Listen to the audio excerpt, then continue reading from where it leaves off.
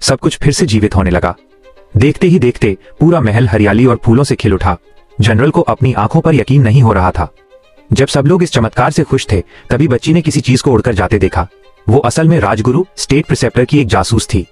Rajguru general की लगातार जीत और शोहरत से जलती थी, इसलिए उसने महल की किस्मत लक को बांधने के लिए काला जादू किया था।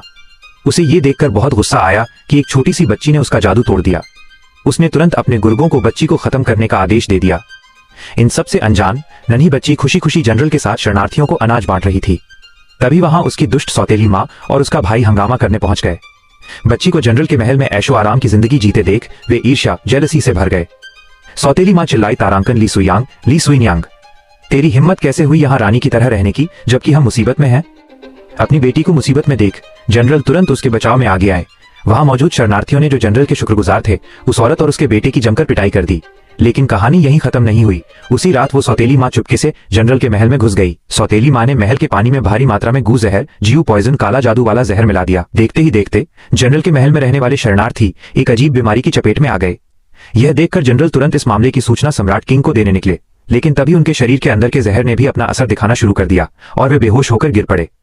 जांच के बाद हकीम डॉक्टर ने माँ बेटी को बताया कि अब केवल एक अत्यंत दुर्लभ खजाना ही उन्हें बचा सकता है, और वो है 1000 साल पुराना मानसिल लिंगजी, मिलेनियल मीट लिंगजी। लेकिन इतनी कम उम्र में और इतने कम समय में वे इस दुर्लभ जड़ी बूटी को कहां से ढूंढती? अपने पिता धर्मपिता की जान बचाने के लिए नन्ही बच्ची दिन रात प्राचीन चिकित्सा और जहर से जुड़ी किताबों का अध्ययन करने लगी। कई रातें जागते हुए बीत गईं। एक दिन पढ़ते पढ़ते गलती से उसकी उंगली कट गई। वह रोते हुए प्रार्थना करने लगी, तारांकन पिताजी, मैं क्या करूं? काश स्वीटिंग को वो 1000 साल पुराना मानसिल लिंगजी मिल जाए। जैसे ही उसके खून की बूंद जमीन पर गिरी, अचानक एक चमत्कार हुआ।